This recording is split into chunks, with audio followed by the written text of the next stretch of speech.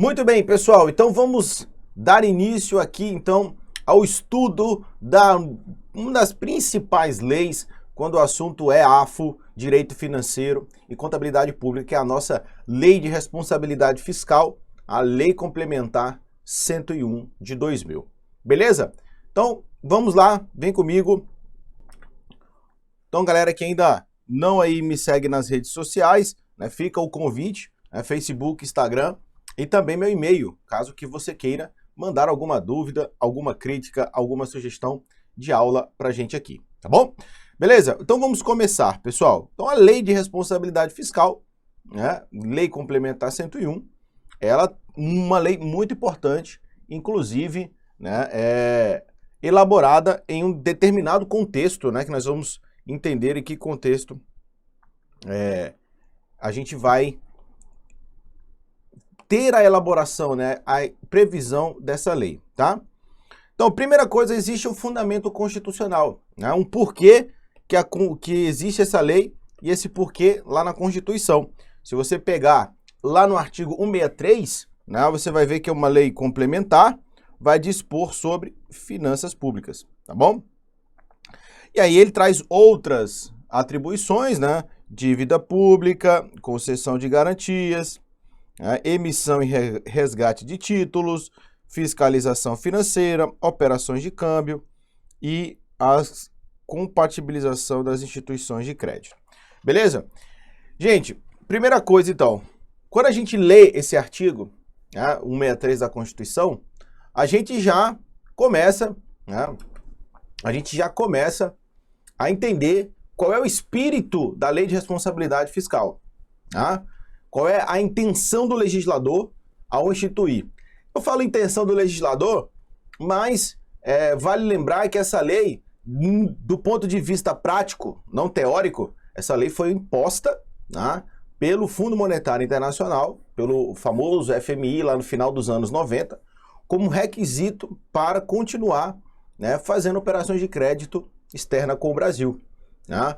O Brasil, nos anos 90, passou por profundas transformações. Quem gosta de gestão pública, administração pública, sabe do que eu estou falando. O Brasil passou por uma reforma gerencial, e essa reforma gerencial, ela provocou mudanças interessantes e foi preparando o terreno para uma mudança, né, do ponto de vista de pensamento, de atitude dos gestores públicos. Começa no ano de 1994, né, essa mudança efetivamente implementada e vem culminando, né, até ali meados do início dos anos 2000.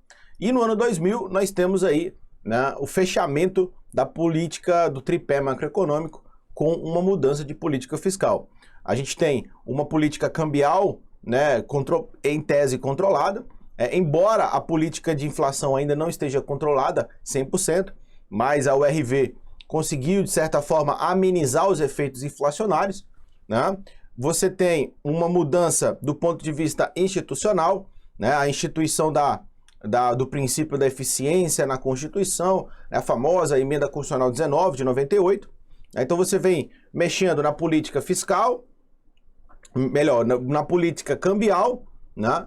Na política monetária e também na política fiscal, com a Lei de Responsabilidade Fiscal. E isso tudo, né, dentro de um contexto do Brasil tentar organizar, né, o problema grave que se teve no final dos anos 80 com a política monetária, né? Vários planos de novas moedas, superinflação, né?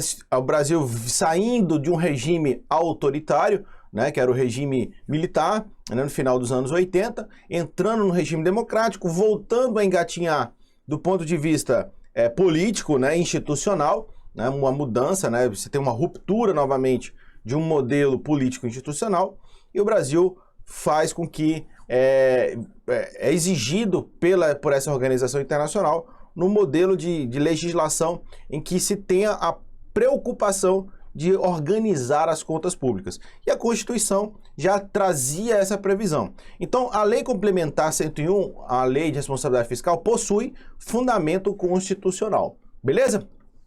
Então, prosseguindo aí, né? Ó, Essa lei vai falar sobre sustentabilidade da dívida, os indicadores, compatibilidades, etc, né? A lei complementar de que trata o inciso 8 pode autorizar a aplicação de vedações previstas no 167A. Que vedações desse 167A? Isso aqui já é uma mudança decorrente da, né, emenda constitucional 109, tá? Então, a emenda constitucional 109 de 2021, ela institui aí as vedações, né, em situação de crise e já altera também o artigo 163 da Constituição. Beleza? Então, a Constituição prevê uma lei complementar tratar desses itens. Tá? Lá no artigo 165 também da Constituição, nós temos, né, a previsão de uma outra lei complementar, dispor sobre exercício financeiro, vigência, prazos, elaboração do orçamento, normas de gestão financeira e patrimonial da administração direta e critérios de execução equitativa das chamadas emendas impositivas. Pessoal, se a gente dá uma olhada, principalmente nesse item aqui, ó, tá? Essa lei complementar, ela não foi editada, tá? Ela não foi editada. Até hoje, a lei complementar que trata o 65, parágrafo 9º, não foi editada. Então, a gente tem, né, a situação da Lei 4.320, tá? Então, já vai anotando aí, ó, fazendo o papel do que trata a lei complementar do artigo 65, parágrafo 9º. Então, se cair na sua prova, o 65, nono, quem faz o papel é a Lei 4.320. Porém, de forma subsidiária, né, você também tem a LRF. Por exemplo, normas de gestão financeira e patrimonial, a LRF trata disso também, tá? E é importante que você já entenda que existe uma convivência, né, harmoniosa entre a Lei 4.320 e a Lei de Responsabilidade Fiscal. No artigo 69, ele vai falar que uma lei complementar, ó, vai dispor sobre limites, né, com gasto de pessoal. E aqui é um dos principais pontos da LRF, né? Não pode exceder os limites estabelecidos, que é o limite da despesa com pessoal. Então a gente tem aqui, né, a formatação, entendendo como a Constituição preparou o terreno na década de 80 para a Lei de Responsabilidade Fiscal. Beleza? Então é muito importante que a gente já comece a entender as características da nossa querida LRF, tá? Então, a Lei de Responsabilidade Fiscal é uma lei, ó, com fundamento constitucional, tá? É uma lei com fundamento constitucional, então é uma informação já importante. Não, presta atenção, não revogou / substituiu a Lei 4.320 de 64. Então, ela não revogou, não substituiu a Lei 4.320 de 64. Beleza? Ela é muito importante que a gente entenda esse aspecto. Então, uma lei com fundamento constitucional, não revogou, substituiu a Lei 4.320 e, obviamente, gestão fiscal. Ela é uma lei de gestão fiscal. Então, você vai buscar nesse conteúdo, tá? Limites, vedações,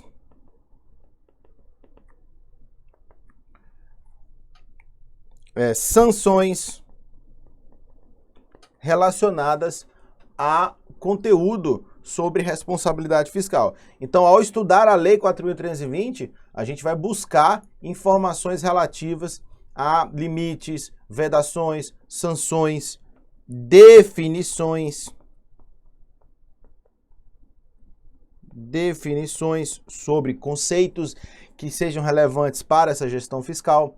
Então, eu já estou colocando aqui para você o que é que eu vou buscar, com o que eu vou conseguir compreender, o que eu vou encontrar ao estudar a nossa lei de responsabilidade fiscal. Tá certo? Muito bem. Então, qual é o histórico, né? De onde veio essa lei de responsabilidade fiscal, né? Então, a lei incorpora princípios e normas.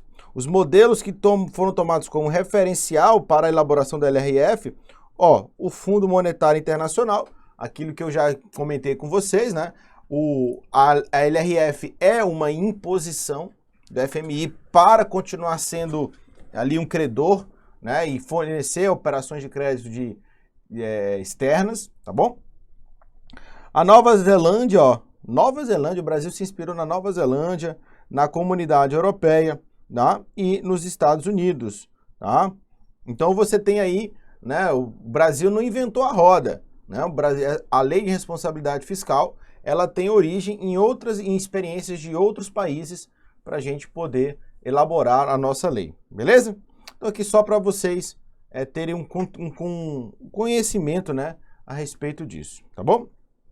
Bom, a lei de responsabilidade fiscal, pessoal, está disposta em 10 capítulos, tá? Em 10 capítulos. Eu vou trazer para você aqui, obviamente, quais os capítulos que mais caem na prova. Então você já vai marcar aí no seu material, tá? Você vai marcar o capítulo 1, muito importante, apenas 2 artigos, mas não se iluda, são 2 artigos que caem muito em prova e são ricos, tá? O capítulo 2 cai bastante também em prova, tá? O capítulo 4, esse daqui então, né, eu vou até marcar ele aqui, ó, que esse capítulo 4 aqui é muito, muito, muito importante, tá bom? Além disso, o capítulo 9 também é muito importante, são aí os tópicos aí que com certeza requerem de você aí uma maior atenção. Então, capítulo 1, capítulo 2, o capítulo 4 e o 9 são aqueles mais importantes mesmo, tá? Então, aqui a gente tem 10 artigos, 19, a gente tem 28 artigos aí, cerca de metade dos artigos da LRF são os mais relevantes para efeito de prova. Não quer dizer que você não tem que estudar toda a lei. Alguns editais trazem, né, os capítulos específicos, né, só quer ler a parte da transparência, da despesa, ou às vezes só trazem no edital a lei inteira. Então vale a pena você dar uma olhada no edital. Tá? Mas esses daí, com certeza, são os tópicos mais importantes da nossa lei de responsabilidade fiscal. Fica aí, né, a marcação para você já não se perder nesse conteúdo, beleza? Então vamos começar, né? Vamos começar logo, já começar a falar sobre o artigo 1º da nossa Constituição, né? Da nossa Lei de Responsabilidade Fiscal, beleza? Bom, o que a gente começa falando sobre, né, a LRF? Então, logo no artigo 1º, pessoal, a gente já tem, né, a possibilidade, a LRF já fazendo a referência lá na Constituição, né, que a lei complementar estabelece as normas de finanças públicas ali, lá do capítulo 2, do título 6 da Constituição, que a gente já viu, né? Lá do artigo 63, né? E aí, pessoal, a gente já precisa entender, né, principalmente o parágrafo 1º, tá? O parágrafo 1º da LRF, do artigo 1º, ele já traz para nós, né, quais são os requisitos e objetivos. Então, vamos lá, ó. Você está com a sua lei na mão aí, você já pode ler comigo, tá? Então, os requisitos / objetivos, vou colocar objetivos para ficar melhor, né? Então, os objetivos da nossa LRF, a gente já pode listar. Então, o primeiro objetivo relevante aí, ó, tá? Normas para responsabilidade na gestão fiscal, tá? E a partir desse objetivo, ou seja, da nossa lei de responsabilidade fiscal, tratar sobre normas de responsabilidade fiscal e o que seria essa responsabilidade fiscal, né? Do que ela iria decorrer. E aí nós temos um detalhamento sobre, né, esse conteúdo. Então, essa norma de responsabilidade fiscal decorre de uma ação planejada. Opa, ação planejada. Tá? Ou seja, quando a gente fala ação planejada na LRF, né, a gente tem que pensar já de cara, na integração entre PPA, LDO e LOA. Então, quando você tem um planejamento, essa integração reflete esse planejamento e, obviamente, você consegue, junto com esse planejamento, já se antecipar aos problemas. Ou seja, você consegue prever que situações podem acontecer, como você vai agir e, obviamente, já estar preparado.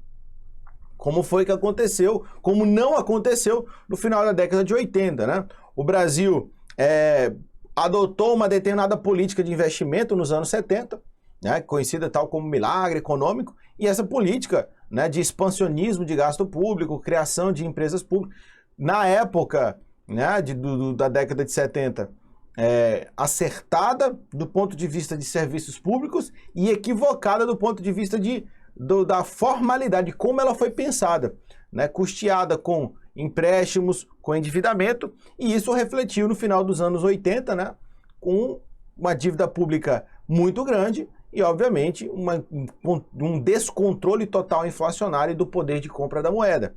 Né, você tinha ali o tabelamento de preços, era um negócio horrível. Né, quem estudou e quem viveu um pouquinho dessa parte aí, né, eu era bem pequenininho, mas eu vivi um pouco dessa parte que a corrida para comprar o item pela manhã, porque de tarde já o preço já tinha mudado.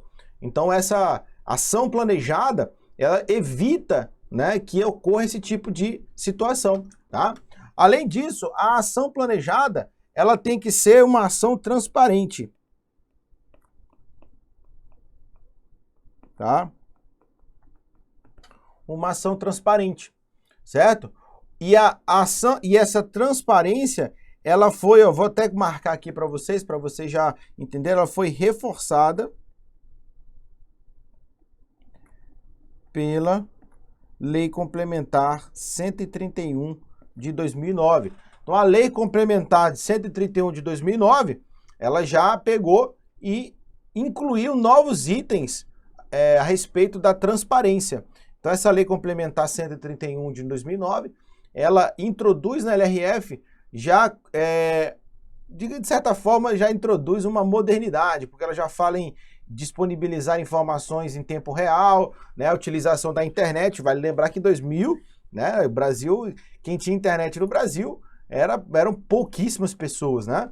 Mas aí você já tem uma possibilidade maior no ano de 2009. E aí você tem essa ação transparente, ou seja, você vai ter uma divulgação maior, você vai ter uma publicação maior, e isso possibilita, né, inclusive a responsabilização.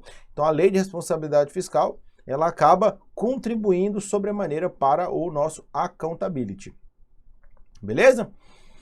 Essa ação planejada, essa ação transparente tem que ser capaz de prevenir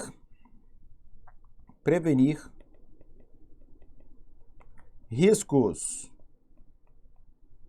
Prevenir riscos que possam, né, capazes de afetar contas públicas.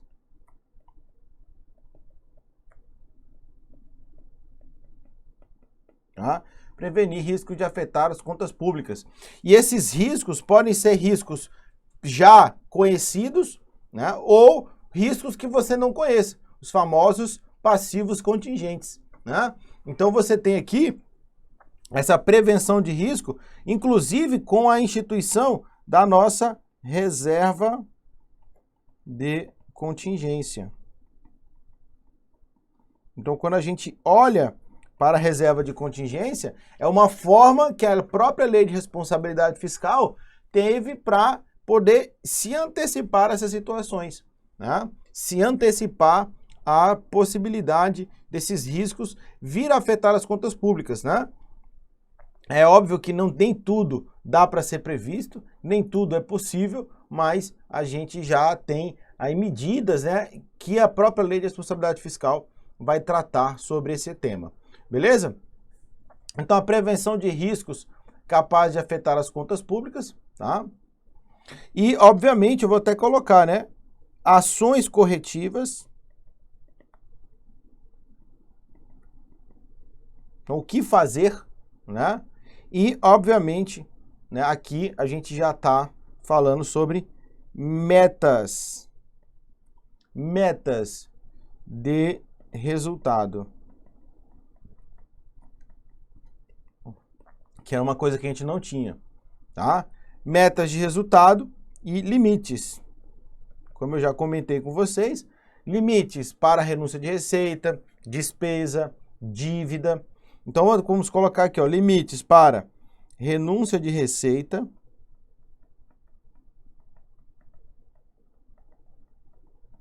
tá?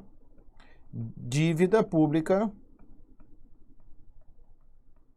e despesa com pessoal.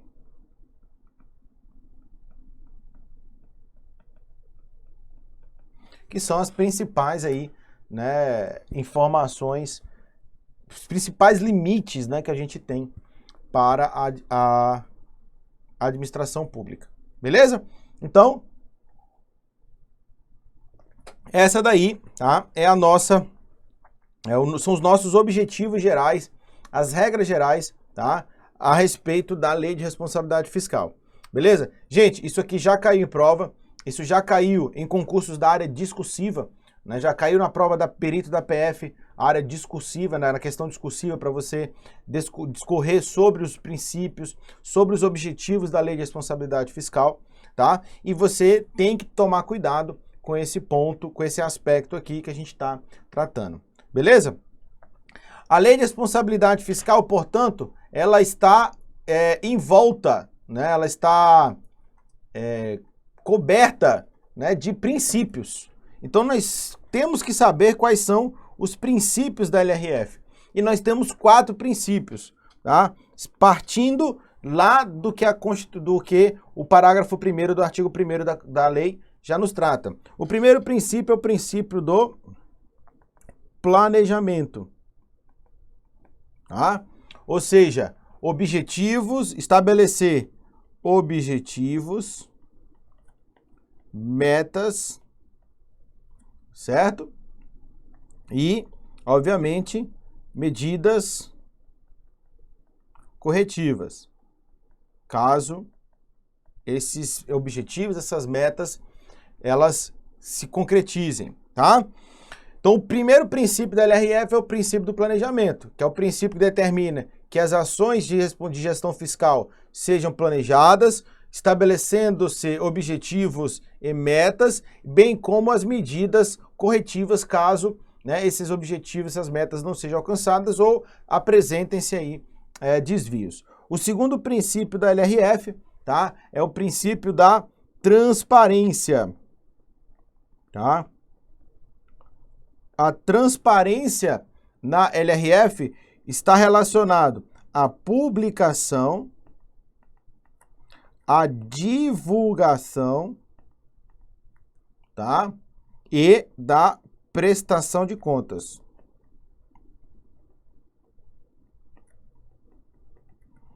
E vale lembrar, pessoal, que a transparência, ela vai além, obviamente, do que uma mera publicação, tá? Então, a publicação, a transparência pressupõe a publicação, mas não se resume nela, tá? Além disso, nós vamos ter, obviamente, a responsabilização,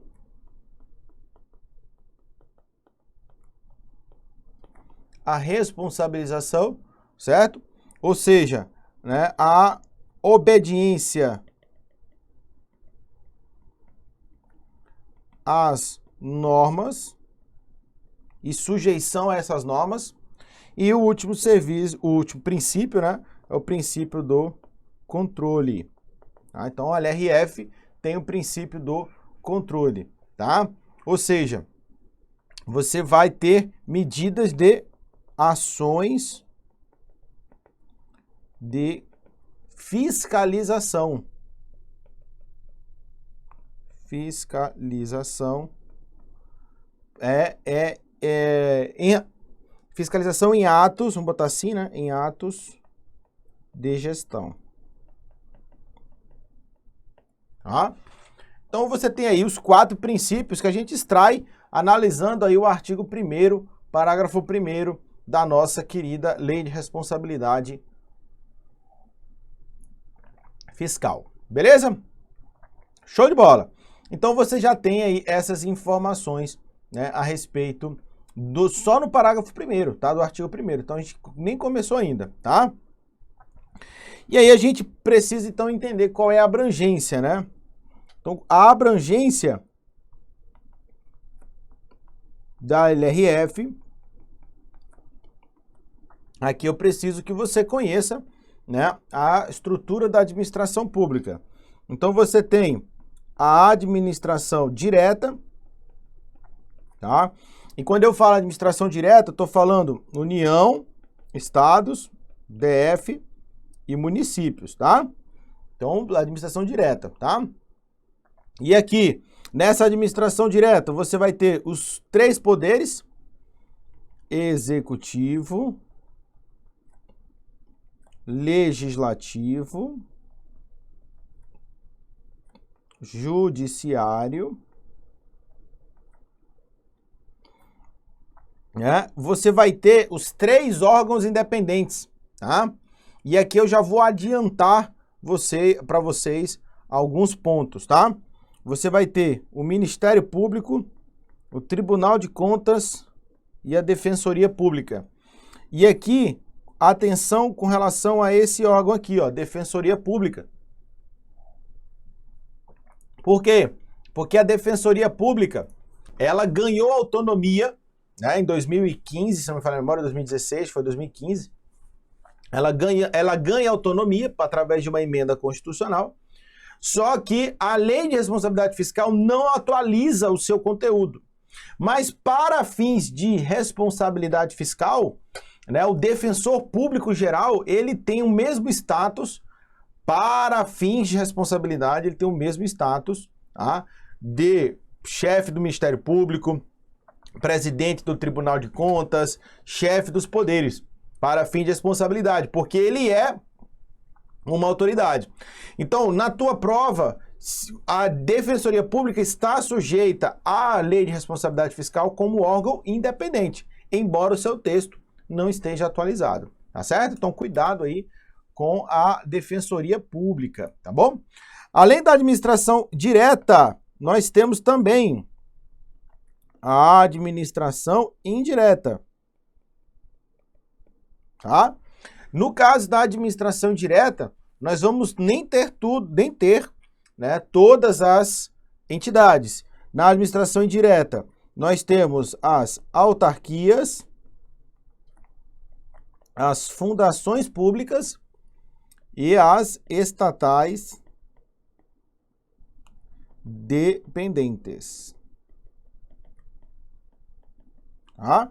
As estatais dependentes, beleza? Não são todas, portanto, tá? Então são as estatais dependentes, beleza? E aqui eu vou até colocar, né? Esqueci de colocar aqui também, ó, os fundos, né? Fundeb, FAT, né? Então o FNDE, então a gente tem esses fundos também, tá? Então cuidado aqui, ó, que as estatais não dependentes não estão sujeitas às regras, às disposições da LRF, tá bom? Beleza? Gente, existe a situação do Tribunal de Contas Municipal, né, que só temos 2 no Brasil, tá? Que é o Tribunal de Contas do município de São Paulo e do município do Rio, tá? E esses tribunais de contas municipais, eles integram, né, a estrutura do legislativo para fins de responsabilidade fiscal, a estrutura do Legislativo Municipal, tá? E existe a figura dos tribunais de contas dos municípios, no plural, né, que é um órgão estadual. Atualmente, nós temos aí 3, né? Bahia, Goiás e Pará, tá? Beleza? Então, eles também estão sujeitos à LRF. Beleza, pessoal? Então, está aí qual é a área de atribuição ou área de atuação da nossa lei de responsabilidade fiscal, ou a abrangência, né, até onde ela vai. Tranquilo? Com isso eu fecho aqui essa primeira parte, esse primeiro bloco, tá? No próximo bloco a gente dá continuidade.